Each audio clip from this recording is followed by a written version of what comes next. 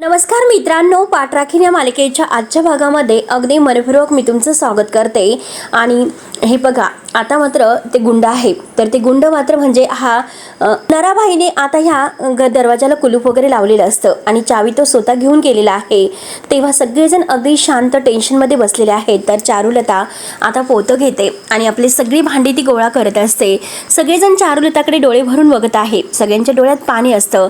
प्राजक्त म्हणते की मामी मामी, तर आजी म्हणते की अगं चारुलता, तू आता सगळं काही आता किती म्हणजे गोळा करत बसणार आहे. सगळं घर त्यांनी उद्ध्वस्त करून ते निघून गेलेले आहे. चारुलता रडतच म्हणते की आई, ते सामान नाही तर ते माझं आयुष्य आहे. अगं माझा संसार वेचत आहे मी, पण हाती मात्र काही लागत नाही. तुटलेली स्वप्न आणि देव का माझ्याबरोबरच हे असं करत असेल बरं. संसार उभा करण्यासाठी मात्र पूर्ण आयुष्य मी म्हणजे पणाला लावलं आणि तो संसार मोडण्यासाठी काही मिनिटं सुद्धा कमी पडतात. तेव्हा आता कच्छूप रडत असतो आणि तो रडतच आईच्या जवळ येतो आणि म्हणतो की आई दे इकडे, मी सगळं गोळा करतो.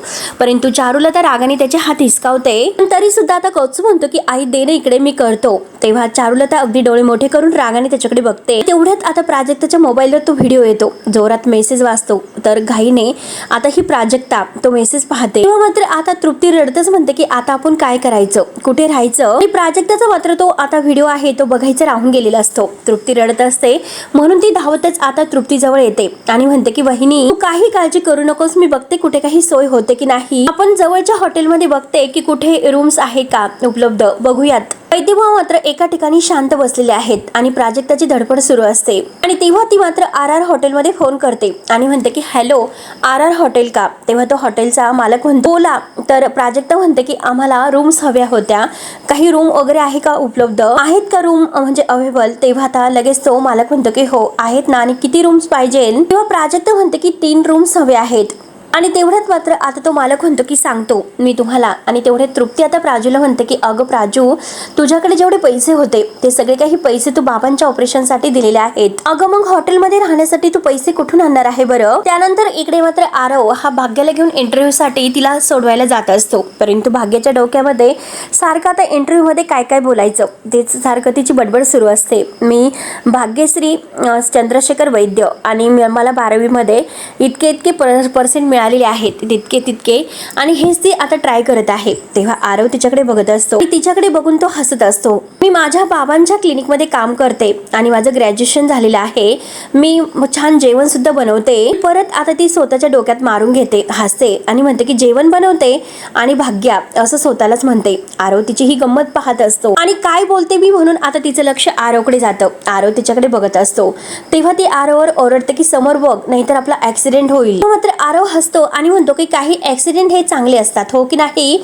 भाग्या म्हणते की हो का. तर आरव म्हणतो की काही ऍक्सिडेंटमुळे आपलं आयुष्य आहे तर ते खरंच बदलून जातं, म्हणजे असं मी कुठेतरी वाचलं होतं असं म्हणतो. तर भाग्या म्हणते की अच्छा, म्हणजे तू वाचतो सुद्धा. मला तर असं वाटलं होतं की तुला फक्त चपट करता येते. तेव्हा आता आरव म्हणतो की हो ना, माझा प्रॉब्लेमच आहे तो. ऍक्च्युअली म्हणजे आता मला गप्प बसताच येत नाही. तेव्हा आता भाग्य वैतागून म्हणते की जरा शांत बसशील का, कारण मला आता इंटरव्ह्यू द्यायला जायचं आहे, माझा इंटरव्ह्यू आहे. आणि आरव तिच्याकडे पाहतच असतो. तेव्हा ती म्हणते की सारखं माझ्याकडे बघू नकोस, मी नर्वस होत आहे. तेव्हा आरव म्हणतो की एक सेकंद, हॅलो मॅडम, तुम्ही नर्वस होतात. शक्यच नाही, कारण तुमच्या इतकी कॉन्फिडंट मुलगी मी माझ्या आयुष्यामध्ये अजूनपर्यंत पाहिलेलीच नाही. म्हणजे त्या दिवशीच घ्या ना, त्या दिवशी जेव्हा त्या मुलाने तुमची छेड काढली होती तेव्हा तुम्ही त्यांना काय भारी उत्तर दिलं आणि त्यांना झोडून काढलं. आणि त्या दिवशी मंडपात भर मांडवात मात्र तुम्ही सगळ्यांच्या समोर. आणि सॉरी, तुम्हाला सांगायचा मुद्दा असा आहे की कारण तुम्हाला असं नर्वस असणं नाही शोभत. तेव्हा आता भाग्य त्याच्याकडे पाहत असते. तर आरव तिच्याकडे बघून हसतो. त्यानंतर इकडे आता ही प्राजक्ता तृप्तीला म्हणत असते की बहिणी, मी तुला म्हटलं होतं की हे प्रकरण खरंच खूप सगळं वेगळं आहे. तू जर मला तेव्हा सांगितलं असतं तरी आज ही परिस्थितीच ओढवली नसती. बघतेस ना वहिनी, ह्या सगळ्याची काय अवस्था झालेली आहे. आणि हे बघ वहिनी, माझा पगार झालेला आहे, त्यामध्ये काही सोय होते की नाही मी पाहते. तेवढ्यात मात्र आता त्या हॉटेलमधून फोन येतो. तेव्हा तो मालक म्हणतो की मॅडम, सगळ्या म्हणजे एका दिवसाचे सगळ्या रूमचे 3 रूमचे मिळून एका दिवसाचे 10,000 रुपये होतील. किंवा 10,000 म्हटल्यानंतर आता प्राजक्ताला धक्काच बसतो. ती म्हणते की ठीक आहे, मी तुम्हाला नंतर कळवते. आणि आता ती लगेच तृप्तीला म्हणते की अगं एकाच दिवसाचे 10,000 म्हणतात ते लोक. हॉटेलमध्ये रूम म्हटल्यानंतर आपले सगळे पैसे तेथेच खर्च होतील, सगळाही पगार माझा संपून जाईल, मग काय करायचं आता. तेवढ्यात आता तृप्ती रडतच म्हणते की प्राजू, आता काय करायचं, आपण कुठे राहायचं. तेवढ्यात आता ते शेजारचे काका आहेत, अरे चला लवकर इथून, कारण जे शेजारी पाजारी आता हे सर्व बघण्यासाठी तेथे जमलेले आहेत. आणि आता ते काका म्हणतात की नाहीतर हे सगळेजण आपल्या घरी राहायला येतील, आपल्याला येथे त्यांना नाही म्हणता येणार नाही, चला लवकरात लवकर. तेव्हा आता सगळेजण मात्र त्या काकांकडे बघत असतात. सगळेजण आता तेथून लगेच पळून जातात. तेव्हा आजी त्यांना म्हणते की हो हो हो पळा पळा, काही काळजी करू नका, कोणीही तुमच्या घरात राहायला येणार नाही असं मोठ्या आवाजात म्हणते. त्या दोन बायका तेथेच उभ्या असतात. तेव्हा आजी त्यांना पाहते आणि म्हणते की तुम्ही कशाला इथे थांबलात, निघा ना, निघा आत्ताच्या आत्ता. त्या दोघी सुद्धा निघून जातात. आता आजी म्हणते की काय माणसं आहे ती. आता आजी म्हणते की अगं चारू, आपण किती वेळ असं घराच्या बाहेर थांबणार आहोत, जावई बापूंची प्रकृती सुद्धा नाजूक आहे, त्यामुळे हे बघ मी तुला काय म्हणते की चला तुम्ही सगळेजण माझ्या घरी चला. म्हणजे हे बघा कसं आहे की माझं घर छोटंच आहे पण ते माझं घर स्वतःच आहे, आणि चारू चल, जावई बापू चला बरं. तेव्हा आता वैद्यभाऊ म्हणतात की नाही. तेव्हा आता आजी म्हणते की काय बोलतात. तर वैद्यभाऊ म्हणतात की हे बघा सासूबाई, या वयामध्ये मात्र आमचं ओझं हे तुमच्यावर टाकून उपयोग नाही. त्यावरती मात्र आता लगेच सासूबाई म्हणजे आजी म्हणते की तुम्हाला ओझं वाटतं, मग कुठे जायचं बरं तुम्हाला. म्हणजे कसं की तुम्ही मोफत आता रुग्णसेवा करून 4-5 आता हे रुग्ण घेतलेले आहे, तर तेथे जायचं का, ते तुम्ही म्हणजे असे रूम वगैरे घेतलेले आहेत तेथे जायचं. म्हणजे ती आता वैद्यभाऊंना टोमणा मारत असते की आता तुम्ही मोफत इतकी रुग्णसेवा केलेली आहे आतापर्यंत, मग त्याच्या आधारावर तुम्ही बंगला घेतला असेल, त्या बंगल्यात जायचं का राहिला. आणि हे बघा जावई बापू, तुमचं ओझं मला कसं होईल याचा विचार करा, तुम्ही सगळी माझी माणसं आहात. हे बघा गंमत बघा, मात्र आता तुम्ही माझ्यापेक्षा वयाने मोठे आहात, तुम्हाला हार्ट अटॅक आलेला आहे परंतु तुम्ही ठणठणीत आहे. आणि हे बघा माझी मुलगी, माझे जावई आणि माझी नातसून, माझा नातू आणि माझी नात हे सगळेजण असे घराच्या बाहेर बसलेले मला चालतील का. त्यामुळे आपण एक काम करूयात, तुम्ही सगळेजण माझ्या घरी चला, आपण घरी जाऊन ठरवूयात की काय करायचं आहे ते. आणि चल कौतुक, सगळं काही आवरावर करायला घे बरं, चल लवकरात लवकर. आणि तृप्तीला म्हणते की अगं नट मोगरे, अगं तू का तेथे अशी उभी आहेस, ए ना चल ना कामाला लाग आणि मदत कर सगळं जे काही आहे ते व्यवस्थित करण्यासाठी. तेव्हा मात्र आता प्राजक्ता ही मामांच्या जवळ येते, मामाच्या खांद्यावर हात ठेवते. तर आता मामांना फार वाईट वाटत असतं, वैद्यभाऊंच्या डोळ्यात पाणी असतं. तर ते प्राजूला म्हणतात की कधीतरी या घरातून माझी चिता निघेल असं वाटलं होतं, पण आज माझ्या डोळ्यासमोरच घराची अंत्ययात्रा निघाली असं मला वाटत आहे. म्हणून आता प्राजूला सुद्धा फार वाईट वाटत असतं, तिचे सुद्धा डोळे भरून येतात. त्यानंतर आता इकडे भाग्या आणि आरव अजूनपर्यंत गाडीतूनच येत आहे. तेवढ्यात भाग्या आरवला म्हणते की तू नको ना बघू माझ्याकडे, आणि आता आपला हात त्याच्या तोंडावर ठेवून त्याला समोर बघायला सांगते, आणि तू माझ्याकडे बघितलं तर मला नर्वस वाटत असतं. तेव्हा लगेच आता आरव म्हणतो की हो हे तर बरोबर आहे, कारण इंटरव्ह्यू देताना कधी कधी नर्वसपणा तर येतच असतो. मी तुम्हाला एक गोष्ट सांगतो, कारण इंटरव्ह्यू देणारा हा प्रत्येक माणूस आहे, तो मात्र 15-20 मिनिटं जे काही अगोदर असतात, तर त्या 15-20 मिनिटाच्या अगोदर जर बघितलं जातो तर त्याच्या चेहऱ्यावरचा आत्मविश्वास बघितला जातो, कॉन्फिडन्स बघितला जातो, आणि एकदा की समोरच्याला समजलं की हा माणूस आपल्या कामाबद्दल एकदम असा अगदी तो म्हणजे परफेक्ट आहे, तर मात्र आता त्याचं जे काही हे काम आहे, त्याची इंटरव्ह्यू आहे, तर ती आता एकदम अशी पूर्ण झाल्यासारखी वाटते, कारण त्याला ते काम मिळणं अगदी सोपं असतं. तेव्हा आता लगेच ही भाग्य त्याचं सगळं काही बोलणं ऐकते आणि म्हणते की तू तर असं बोलतो की तू बरेच लोकांचे इंटरव्ह्यू घेतलेले आहे, तर आला मोठा. तेव्हा लगेच आरव म्हणतो की हॅलो छोटी, ऑफकोर्स मी इंटरव्ह्यू घेतलेले आहेत आणि तुला ते सिरियस वाटेल, तो मात्र त्याने किती इंटरव्ह्यू घेतलेले आहेत ते पण सिनियर मॅनेजमेंट लेवलचे असं सांगत असतो. हे ऐकून आता प्राजू ते भाग्य खुश होते आणि म्हणते की काय बोलतोस, आणि विचारते की रिअली, मग प्लीज तुम्हाला थोडीशी हेल्प करशील का असं म्हणते. म्हणजे कसं बोलायचं, काय करायचं याबद्दल मला काहीच माहिती नाही, प्लीज तू सांगशील का, माझी हेल्प करशील का. त्यावरती आता लगेच आरव म्हणतो की ठीक आहे, मी गाडी थोडीशी बाजूला घेतो. आता भाग्य म्हणते की नाही, आणि ती स्पेअरिंग मात्र हातामध्ये घेते आणि वळवत असते. तर आरव म्हणतो की अहो प्लीज तुम्ही असं करू नका, आपला ऍक्सिडेंट होईल. तेव्हा आता भाग्य म्हणते की हॅलो मिस्टर, आता माझा जरी पहिला इंटरव्ह्यू असणार आहे तरी सुद्धा इंटरव्ह्यूसाठी करावी लागणारी एक महत्त्वाची गोष्ट मला माहिती आहे, आणि ती म्हणजे टाइम. गप्पा मारायला माझ्याकडे वेळ नाही, त्यामुळे तू लवकरात लवकर मला तिकडे सोड. गाडी चालवता जे सल्ले तुला द्यायचे आहे ते तू देऊ शकतो, पण गाडी मात्र काही थांबू नकोस. आरव म्हणतो की ओके ठीक आहे. आणि सल्ला नंबर 1, इंटरव्ह्यू देताना मात्र चेहऱ्यावर अशी एक हलकीशी स्माइल असावी, अगदी थोडीशी अजून हलकी एकदम छान असं हसायचं, त्याचे पैसे पडत नसतात. तेव्हा आता भाग्या छान हसत असते आणि तेवढ्यात मात्र भाग्य हसते आणि म्हणते की जा ना यार. त्यावर आरव म्हणतो की गाडी कोण चालवणार, तुम्हाला जा म्हणते. आणि आरव मात्र तिला आता खुश होत घेऊन जात असतो. आता अगदी दोघेही छान असे हसत असतात. त्यानंतर आता इकडे सुलक्षणा अजूनपर्यंत वाट बघत असते की प्राजक्ता अजून का आली नसेल, आता सगळं काही झालेलं असेल. आणि तेवढ्यात सगुणाच्या भावाने मात्र आता प्राजक्ताच्या घराला कुलूप लागलेला आहे, त्याचा फोटो पाठवलेला असतो. तर आता लगेच ही सगुणा तो फोटो दाखवते आणि म्हणते की मॅम अहो हे बघा फोटो आलेला आहे, प्राजक्ताच्या घराला कुलूप लागलेला आहे. तेव्हा लगेच आता सुलक्षणा म्हणते की प्राजक्ताच्या घराला कुलूप लागलेला आहे पण ती बेघर झालेली नाही, कारण आता तिला उलट एक नवीन घर मिळालेलं आहे आणि प्राजक्तासाठी माझ्या या सुलक्षणा सूर्यवंशीचे दार कायम मोकळे असतील. तिला मात्र आता एक नवीन घर आणि नवीन आता ओळख निर्माण करणारं घर भेटणार आहे, ते म्हणजे सूर्यवंशीचं घर.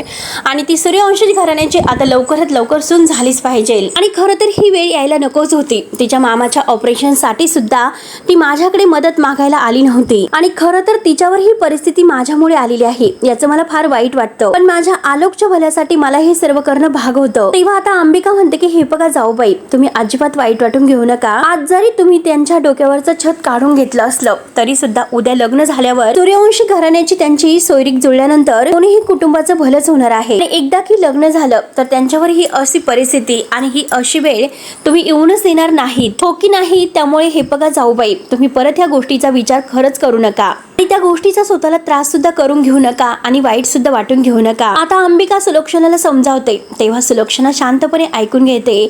त्यानंतर मात्र आता सगुणा म्हणते की मॅम सॉरी, पण परंतु आपले आलोक साहेब आहे, त्यांच्या लग्नाचा आता विषय जरी काढला तो लग्नासाठी नकार देतो, तो मात्र ह्या लग्नासाठी कसा तयार होईल बरं, आणि ते पण प्राजक्ताच्या सोबत. प्राजक्ता तर त्याला समोर सुद्धा उभी राहायला नकोय, मग कसा तो लग्नासाठी तयार होईल. आता हे सर्व काही ऐकल्यानंतर सुलक्षणा म्हणते की काळजी करू नको, आता फक्त एकच गोष्ट लक्षात ठेवायची, यापुढे मात्र सुलक्षणा सूर्यवंशी जे काही ठरवेल सगळं तेच घडणार आहे. प्राजक्ता हे बघ सुलक्षणा सूर्यवंशी तुझ्या स्वागतासाठी सज्ज आहेत. म्हणून मात्र आता सगुणा आणि अंबिका दोघी खुश होतात आणि शेवटी त्या प्राजक्ताला या घरची सून बनवण्याचा आता त्यांचा निर्णय पक्का ठरलेला असतो. शेवटी मात्र आता सगळं काही आता ते तयार होतात. त्यानंतर इकडे आता भाग्या इंटरव्ह्यू देण्यासाठी तेथे आलेली आहे. त्या ऑफिसमध्ये तिचा जीव मात्र धाकधूक होत असतो. तेवढ्यात मात्र एक समोर बाई तिच्या मुलीसोबत बसलेली असते आणि ती रडत असते.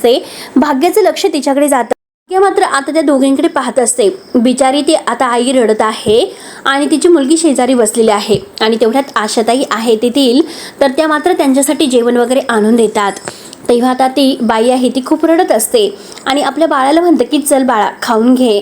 अगं मला असं वाटलं होतं की म्हणजे तुझ्या वडिलांनी आपल्याला घराच्या बाहेर काढलं, आपल्याला उपाशी राहावं लागेल, परंतु ह्या आशाताईने मात्र आपली मदत केली आणि आपल्याला खायला आणून दिलं जेवण, त्यामुळे प्लीज तू जेवण करून घे. तेव्हा ती छोटी मुलगी नाही नाही करत असते. भाग्य हे सर्व पाहते. भाग्य त्या छोट्याशा मुलीजवळ येते आणि तिला हाय करून विचारते की हे तुझं आहे का, घेऊ का असं विचारते. तेव्हा आता भाग्या त्यातून एक बॉल घेते आणि ती मुलगी फक्त मांडवलं हो असं म्हणते आणि बिचारी खाली पाहत असते. तेवढ्यात मात्र आता भाग्य तो बॉल घेऊन आपल्या तेथे टेबलवर बसायला येते आणि त्या बॉलशी खेळत असते. तेवढ्यात मात्र आता ती परी मात्र भाग्याकडे बघते आणि उठून लगेच आता भाग्याच्या समोर येते आणि आता ती हात पुढे करून आपला बॉल मागते. तेव्हा भाग्य तिला विचारते की तुझं नाव काय आहे. तेव्हा ती खुशत म्हणते की परी. भाग्य खुशत म्हणते की वाव, खरंच किती सुंदर नाव आहे ग परी तुझं. आणि ती परीला म्हणते की मला बॉलने खेळता येत नाही, तुला खेळता येतं का असं विचारते आणि मला शिकवशील का असं म्हणते. तर परी फक्त मांडवलं हो असं म्हणते आणि गालातल्या गालात हसत असते. तेव्हा तिची आई आहे तर हे सर्व काही बघून खूपच खुश होते, कारण आता ती रुसलेली असते आणि भाग्याबरोबर आता खेळता खेळता इतकी छान हसत असते आणि खेळत असते. भाग्याला सुद्धा खूप छान वाटत असतं, ती तिच्याबरोबर खेळत आहे. तिची आई लगेच उठून मात्र तिला आता भरवत असते. तर आता ती परी खुशत मात्र आता खात आहे. तिला जेवण तिला आता आई भरवत आहे म्हणून तिला खूप छान वाटतं. त्यानंतर आता इकडे आजी मात्र सगळ्यांना घेऊन इकडे आपल्या घरी आलेली असते. आता ही आजी, तिचं घर छोटंच असतं, एक थोडंसं किचन, एक बाथरूम आणि एक आता हॉल. तेव्हा आता तृप्तीला आणि कौस्तुभला घेऊन ती अगोदर आत येते आणि आता तृप्ती आतमध्ये येते आणि म्हणते की एवढंच संपलं पण.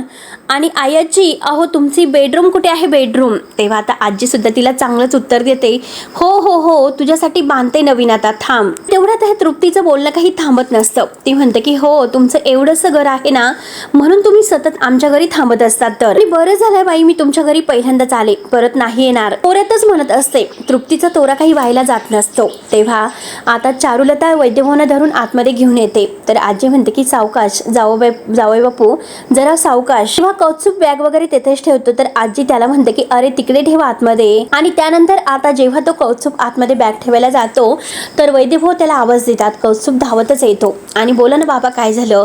तर आता वैद्यभाऊ त्याला विचारतात की अरे आता तरी सांगतो त्या माणसाकडून किती पैसे घेतले होते. तेव्हा तृप्ती, प्राजक्ता आणि कौतुक एकमेकांकडे पाहत असतात. आता कौतुक खूप घाबरून जातो. नक्की काय उत्तर द्यायचं तेच त्याला काही कळत नसतं, कारण ती फार मोठी रक्कम असते. तेव्हा कौतुक काही उत्तर देत नसतो. तर वैद्यभाऊ विचारतात की अरे तो माणूस कोण होता आणि असा माणसाकडून पैसे घेण्या अगोदर एकदा तुला आमच्या बरोबर बोलता नाही आलं का? मला विचारावं असं नाही वाटलं? तेवढ्यात आता कौतुक हा वैद्यभाऊंकडे लक्ष न देता तृप्तीला म्हणतो की तेथे माझी बॅग ठेवलेली आहे आणि ती जरा नीट ठेव. त्यावरती आता वैद्यभाऊ त्याच्याकडे बघतात, सगळेजण त्याच्याकडेच बघतात. वैद्यभाऊ विचारतात की कौतुक अरे मी तुझ्याशी बोलतोय. आणि तेवढ्यात प्राजक्ता आता वैद्यभाऊंना म्हणते की मामा प्लीज तू शांत राहा, डॉक्टरांनी तुला सांगितलेलं आहे की तुला ताण घ्यायचा नाही म्हणून. किंवा वैद्यभाऊ म्हणतात की प्राजू अगं डोक्यावरचं छप्पर गेलेलं आहे आपल्या आणि तू मला म्हणते की ताण घ्यायचा नाही म्हणून. आणि हे बघ अगं तू तर काही सांगायला आणि बोलायला सुद्धा तयार नाहीस.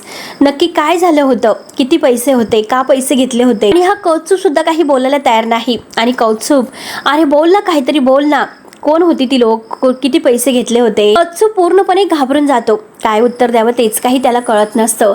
तृप्ती आणि तो एकमेकांकडे पाहत असतात आणि आता उडवाउडवीची उत्तर सुद्धा त्यांच्याकडे द्यायला नसतात. आणि वैद्यभाऊ सारखे सारखे त्यांना हेच प्रश्न ते कौतुकला विचारत आहे. कौतुक पूर्णपणे आता हा अगदी घाबरून गेलेला असतो. त्यानंतर आता इकडे भाग्या त्या परीशी खूप छान खेळत असते आणि तिची आई तिला भरवत असते. आणि जेव्हा मात्र आता त्या तिच्या आईच्या डोळ्यात पाणी सुद्धा येत असतं. ती पाणी आता पुसत आपलं अश्रू पुसत मात्र आता तिला भरवत असते. तर आता भाग्य तिला छान छान स्माईल करायला सांगते, गुड गर्ल. आणि हे बघ आता आ कर बरं. आणि तेवढ्यात मात्र त्या आश्रमाच्या बघत असतात ज्या काही त्या चालक आहेत तर त्या बाहेर येतात. हे सर्व पाहतात. ते अगदी अगदी स्वतःकडे बघूनच असतात. तेव्हा परीची आई म्हणते की खरंच गुणाची आहेस ग तू. आणि हे बघ कालपासून मात्र परीच्या पोटात एकही अन्नाचा घास नव्हता, ती काही खायला सुद्धा तयार नव्हती, पण तुझ्यामुळे आज तिच्या पोटामध्ये अन्न गेलं. आणि भाग्य आता अगदी तिच्याबरोबर खेळत आहे. खेळता खेळता बॉल पलीकडे जातो. तर तिची आई परीला म्हणते की परी अगोदर जेवण करून घे आणि मग खेळ. तर परी म्हणते की ठीक आहे. आणि तेवढ्यात ह्या मॅडम भाग्याच्या जवळ येतात आणि त्या भाग्याला म्हणतात की भीतीमुळे आपल्या आईचंही न ऐकणारे ह्या मुलीचं मन तू तर एका झटक्यामध्ये वळवलंस. आणि बाय द वे मी आशालता साठे त्या शिक्षण संस्थेची मी संचालिका आहे आणि तू भाग्यश्रीच आहे ना असं विचारते. आणि तुझा इंटरव्ह्यू मीच घेणार आहे असं म्हणते. तर भाग्य हो हो असं म्हणते. तेव्हा आता ते आशालता म्हणते की भाग्यश्री अगं त्या घाबरलेल्या आईचं मन शेवटी तू शांत केलंस. त्या मुलीच्या सुद्धा चेहऱ्यावर तू हसू आणलंस. आणि हे सगळं कसं जमवलंस बरं तू? तेव्हा आता भाग्य म्हणते की मला तर असं वाटतं की आपल्या प्रत्येक स्त्रीने आजूबाजूला असणाऱ्या स्त्रियांना अडचणीमध्ये पाहिलेलं आहे. कधी वडिलांची भीती असते, कधी नवऱ्याची भीती असते आणि कधी समाजाची भीती असते. त्यामुळे एक स्त्री मात्र दुसऱ्या स्त्रीच्या वेदना न बोलता सुद्धा समजून घेऊ शकते. आणि शेवटी मी तेच केलेलं आहे. एका आईचं प्रेम आणि तिच्या मुलीच्या बाबतीत असणारं प्रेम आणि काळजी मला तिच्या डोळ्यात दिसली. तेव्हा आता आशालता म्हणते की हो बरोबर आहे. आणि अडचणीत सापडलेल्या ह्या स्त्रियांच्या बाबतीत तुझ्या मनात असणारी जी आत्मीयता होती तर ती मला दिसली होती. आणि मग भाग्यश्री तू आमच्या या संस्थेमध्ये कधी जॉईन होती बरं असं विचारते. तर भाग्य हे ऐकून खूपच खुश होते, कारण आता आशालताने एका अगदी शब्दामध्ये तिची पारख केलेली आहे आणि तिच्या या सगळ्या एका सिक्रेटमध्ये. तेव्हा आता आशालता खूप खुश असते आणि भाग्यश्री सुद्धा, कारण आशालताने मात्र डायरेक्ट आता ही इंटरव्ह्यू मात्र सक्सेस केलेला असतो. तिला मात्र येण्याची परवानगी मागितलेली असते की कधी येशील, कधी जॉईन होशील. भाग्यश्रीला इतका आनंद होतो, तिचा आनंद गगनात मावेन असा असतो. खुशून हसते. त्यानंतर मात्र आता इकडे चारुलता वैद्यभाऊंना विचारते, मी तुम्हाला काय म्हणते, आपण आता कौतुकशी नंतर या विषयावर बोलूयात, पण तोपर्यंत तुम्ही जरा शांत बसा, आराम करा, तुमचा बीपी वाढेल आणि तुमच्या औषधाची सुद्धा वेळ झालेली आहे, औषध घेऊन टाका. म्हणून चारुलता तृप्तीला म्हणते की औषध दे. प्राजूला पाणी आणायला सांगते. तृप्ती लगेच आपल्या बॅग मधून एक गोळी काढून देते आणि म्हणते की आई घ्या, पण एकच राहिलेली आहे. तेव्हा चारुलता काही बोलत नाही आणि वैद्यभाऊंना ती गोळी वगैरे देते. तर आता आजी म्हणते की अगं हे कसं माझं घर आहे, ते खुराड आहे खुराड. आणि आता मला प्रश्न पडलेला आहे की हे सगळं सामान कुठे ठेवायचं बरं. तेव्हा चारुलता म्हणते की आई तू काही काळजी करू नको, मी आहे ना, मी सगळं काही सामान व्यवस्थित लावते. आणि तेवढ्यात तृप्ती मात्र आता आजीच्या खुर्चीवर मस्त बसलेली असते. आणि आता चारुलता आणि प्राजू हे किचन मध्ये येतात. तर आता आजी तृप्तीला विचारते, तृप्ती अगं ए चोंबडे, तू माझ्या खुर्चीवर कशाला बसलीस ग? अगं तुला कळत नाही की सासू उठून कामाला लागली, तू मात्र आरामात मस्त खुर्चीवर बसलीस. काय ग तुला लाज कशी वाटत नाही? आता तृप्ती चेक असं करते. आजी म्हणते की काय चकचक काय करते? आता तृप्तीला तर कारण हवं असतं. तृप्ती म्हणते की मी काम करणार होते, परंतु जागा कुठे आहे इतकी? तेव्हा मात्र आता आजी म्हणते की उठ, एकदाची उठ आणि मी तुला जागा दाखवते आणि उठ लवकरात लवकर. तेव्हा ते तृप्तीला उठवते आणि प्राजू आणि आता ह्या चारुलता कामाला लागलेल्या असतात. प्राजू बॅग वगैरे इकडच्या सगळे व्यवस्थित ठेवत असते आणि चारुलता मात्र तेथे सगळी काही भांडी व्यवस्थित लावत असते. आजी मात्र आता रागाने पाहत असते प्राजूकडे. प्राजूच्या लक्षात येतं की आजी आपल्याकडे असं का बघत आहे, पण तरी सुद्धा ती आजीकडे लक्ष देत नाही आणि परत आपलं काम व्यवस्थित करत असते. पण आजीचा तोरा काही वेगळाच प्राजूवरच असतो. सारखी ती प्राजूकडेच बघत असते. आणि तेवढ्यात मात्र आता प्राजूच्या लक्षात येतं. ती विचारते की आई आजी अगं तुला काही हवं आहे का? माझं एवढं झाल्यानंतर मी जेवणाची सुद्धा तयारी करते. तेव्हा आता लगेच आजी फक्त मान डोलावते आणि लगेच प्राजूच्या हाताला धरते आणि तिला किचन मध्ये घेऊन येते आणि म्हणते की काय ग तो गुंड ज्याने तुझ्या मामाला घराच्या बाहेर काढलं, तो जसा कौत्सुपला ओळखतो तसं तुला कसं ओळखतो? तो नक्कीच तुला ओळखत होता, हो की नाही? आणि कौत्सुपने त्याच्याकडून पैसे घेतले होते हे तुला कधीपासून माहिती होतं असं विचारते. तेव्हा कौत्सुप मात्र आता आजीच्या बोलण्याकडे बघत असतो. प्राजक्ता खाली मान घालून उभी असते. ती आजीला अजूनपर्यंत काही उत्तर देत नसते. तेव्हा तृप्ती, कौत्सुप आणि प्राजक्ता हे तिघेही घाबरून जातात, कारण ते जे काही झालेलं आहे ते फक्त त्यांना तिघांना माहिती असतं. आणि आजी आता वैद्यभाऊ आणि चारुलता यांच्या समोर मात्र हे सगळं प्राजक्ताला विचारत असते. आता प्राजक्ताला नक्की काय उत्तर द्यायचं तेच काही कळत नसतं. बिचारी शांत बसून घेते आणि कौत्सुपकडे पाहत असते. तेव्हा कौत्सुप आपल्या प्राजूकडे बघतो आणि तृप्तीला मात्र आता लक्षच असतं. तृप्तीला आता काय उत्तर द्यावं तेच काही कळत नसतं. शेवटी मात्र तर प्राजक्ता काही उत्तर देत नाही. तर हा भाग येथे संपतो. पुढील भागामध्ये आलोक मात्र आता आरवला म्हणत असतो की त्या सुलक्षणाने जरीही स्वतःच्या हिमतीवर हे सगळं उभं केलं असलं तरी सुद्धा मात्र ती असं खूप काही गोष्टी करते की जेणेकरून मात्र दुसऱ्यांचं फक्त आणि फक्त नुकसान होत असतं. अरे आरव तुला माहिती आहे की ती सुलक्षणा सूर्यवंशी माझं लग्न ठरवायला निघाली होती.